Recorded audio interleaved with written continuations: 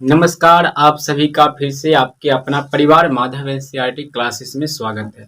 प्रिय छात्रों, आज के क्लास में हम लोग पढ़ेंगे कक्षा 10 का हिंदी, जिसका नाम है हिरोशिमा। पद खंड का ये पाठ है 7 है, जिसको हम लोग अच्छी तरह से याद करेंगे और कुछ ट्रिक भी हम यहाँ पे आपको बताएंगे जिससे आपको याद हो जाएगा। अगर आप इस क्लास को पूरी तरह से कर लेते हैं तो ऑब्जेक्टिव रटने का फेरा आपको बिल्कुल रूप से खत्म हो जाएगा और यही कुछ छंद लाइन से आपको जो है पूरी तरह से कंप्लीट आपको सब कुछ आ जाएगा। तो चलिए हम लोग कंटिन्यू करते हैं वीडियो को। पार्ट 7 है, जिसका नाम है आप लोग को पहले ही बताया हिरोशिमा, जो कि जापान में है। हिरोशिमा एक शहर का नाम है जो कि जापान में है। 1945 में अमेरिका के द्वारा द्वितीय विश्व युद्ध में इस पर बम गिराया गया था और वही बम जो गिराया गया था, उस बम का जो नजारा देखा गया था, उसी नजारा को इस पाठ में बताया गया है कि ऐसा बम गिराया गया था, लगा था कि सूर्य भगवान पश्चिम से उदय हो गए हैं। इस तरह से बम का जो विस्फोटक जो है फटा था, आग जो गोला था हिरोशिमा शहर में 1945 के समय, बहुत बवाल, बहुत भयंकर भयानक था। वो दिन आज भी याद है लोगों को और उसी बम के कारण आज भी लोग वहां पे जन्म लेता है, बच्चे जन्म लेता है तो मतलब आधा साधा साफ निकलता है, लंगड़ा लूल्हा कान्हा बहरा, ऐसा बच्चे अभी भी जन्म ले रहा है। कहाँ? हिरोशिमा में। तो यही बम का प्रभाव है। आगे बढ़ते हुए हम लोग बात करते हैं, यह कौन सी विधा है? तो कविता है। यह पाठ क्या है भैया? यह एक कविता है, आपको याद रखना होगा, यह कविता है। बात करते हैं इसका कवि कौन है, यानी लेखक कौन है? सच्चिदानंद हीरानंद वात्स्ययन अय्यर, इनका पूरा नाम है। अय्यर आपको देखना है ध्यान से, कहीं कहीं पर ये सब शॉर्ट में दे दिया जाएगा, केवल अय्यर जी आपको देखने को मिलेगा।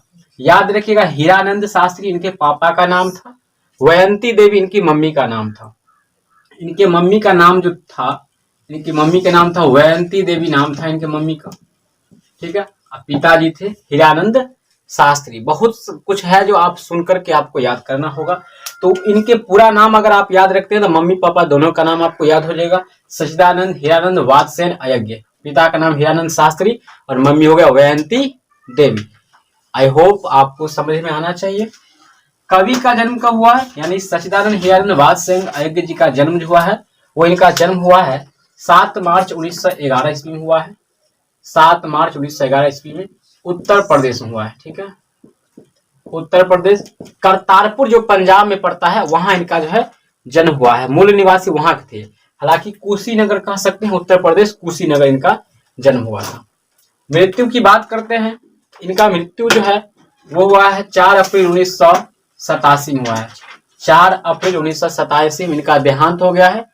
और बाकी बात करते हैं कवि की काव्य धारा क्या था, इस चीज को समझिएगा। मतलब जिस तरह से हम लोग काल पढ़ते थे, किस काल के कवि, जैसे छायावादी काल के हैं या फिर भरतेंदु काल के हैं या फिर आधुनिक काल के हैं, भक्ति काल के हैं, तो उसी तरह से आपको यहाँ पे पूछता है कि कवि की धारा क्या था। तो प्रगतिवाद या मानव त्रासदी के कवि थे ये। कैसा कवि थे ये? मानव त्रासदी या प्रगतिवाद या प्रयोगवाद। ऑप्शन में आपको प्रयोगवाद भी देखने को मिलेगा, तो आप प्रयोगवाद मानिएगा। लेखक का नाम याद रखिएगा, हीरानंद वात्स्ययन अय्यर जी, ठीक है। आगे बात करते हैं प्रमुख पात्र। पूछा जाता है बावरा अहेरी किनकी रचना है? आपको कहना है सच्चिदानंद हीरानंद वात्स्ययन अय्यर जी की रचना है। भग्नदूत के लेखक कौन है? सच्चिदानंद हीरानंद वात्स्ययन अय्यर जी। उसी तरह से आपको पूछा जाएगा हरी घास पर क्षण भर, ये सब जो है रचना किनका है? तो सच्चिदानंद हीरानंद वात्स्ययन अय्यर जी का है। कुछ बात आपको याद रखना है, जैसे यहाँ पे कवि सच्चिदानंद हीरानंद वात्स्ययन अय्यर जी हिंदी, अंग्रेजी, फारसी और तमिल, इन सभी भाषा के ये जानकार थे। ऑप्शन में पूछा जाता है किन किन भाषा के जानकार थे? हिंदी, इंग्लिश, फारसी, तमिल कह सकते हैं आप, ठीक है। और इस तरह से आपको एक एक ऑब्जेक्टिव प्रश्न अगर पूछा जाता है तो इससे बाहर नहीं पूछा जाएगा। ये मैं आपको मतलब बिल्कुल रूप से कह रहा हूँ, इससे बाहर नहीं पूछेगा। तो एक बार स्क्रीनशॉट इसका ले लीजिए और सही रूप से लिख लीजिए। ऑब्जेक्टिव जो बचता है क्वेश्चन, उसको हम अगले वीडियो में बता देंगे और कुछ सब्जेक्टिव क्वेश्चंस भी आपको दे देंगे। बाकी मिलते हैं नेक्स्ट टाइम। यह वीडियो कैसा लगा कमेंट में अपनी राय बताइएगा और बाकी